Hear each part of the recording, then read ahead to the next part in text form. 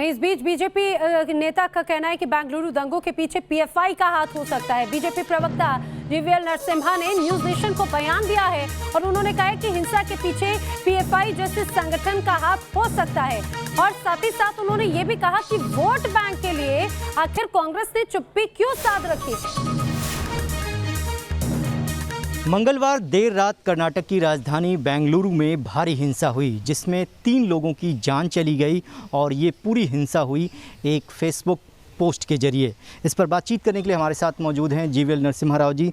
Sir, जिस तरीके से हिंसा हुई, 1-2 घंटे के अंदर पूरे बेंगलुरु में 2-3 थाना क्षेत्र में व्यापक मात्रा में हिंसा की गई, गाड़ियां तोड़ी गई, 2-3 लोगों की जान गई और अभी तक कांग्रेस पार्टी का जो विधायक का रिलेटिव है उसको लेकर कांग्रेस ने चुप्पी नहीं तोड़ी है। कैसे देखते हैं इस पूरे घटनाक्रम को? रात को जो बेंगलुरु में हुआ है, जिस प्रकार 2 पुलिस स्टेशन पर एक विशेष वर्ग ने अटैक किया है, जिस प्रकार 60 से ज़्यादा पुलिसकर्मी घायल हुए हैं, ये ऐसे अराजकता पर भी कांग्रेस पार्टी सवाल उठाने के लिए तैयार नहीं है। और इस पूरे घटनाक्रम के पीछे एक कांग्रेस विधायक, एक दलित विधायक श्रीनिवास मूर्ति जी का उनका परिवार है। उनके घर पर अटैक हुआ, उनके घर को जला दिया गया, 20 गाड़ियों को जला दिया गया। इतना बड़ा कांड होता है, हम इसकी घोर निंदा करते हैं। सभ्य समाज को ऐसी घटनाओं की निंदा करनी चाहिए, बट लेकिन कांग्रेस पार्टी इसे निंदा करने से बच रही है। आपको लगता है कि सर, जिस तरीके से लॉ एंड ऑर्डर की स्थिति को ख़राब करने का प्रयास किया गया है और कुछ ऑर्गेनाइजेशन ऐसे हैं जिनका नाम इस पर आ रहा है पीएफआई जैसे, उनकी भी जांच होनी चाहिए और उनके लोगों को सज़ा मिलनी चाहिए?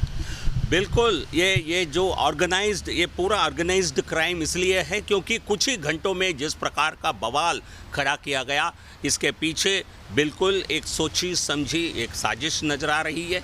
एक पीएफआई जैसे संस्था का नाम सुनाई दे रहा है।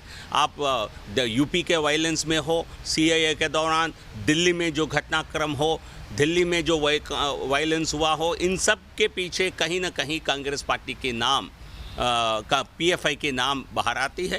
तो स्पष्ट हो रहा है शायद पीएफआई ही इस बड़े कांड के पीछे उनका हाथ हो सकता है, लेकिन ये इन्वेस्टिगेशन का काम है। पुलिस किसी को भी नहीं बख्शाएगी। कर्नाटक सरकार और सभी दोषियों को सजा दिलाने के लिए पूरी तरह सक्रिय है।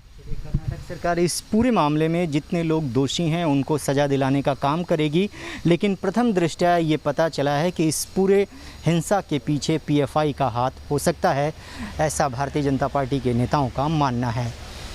वीडियो जर्नलिस्ट सुभाष चंद्र के साथ रविकांत राय, न्यूज़ नेशन, दिल्ली।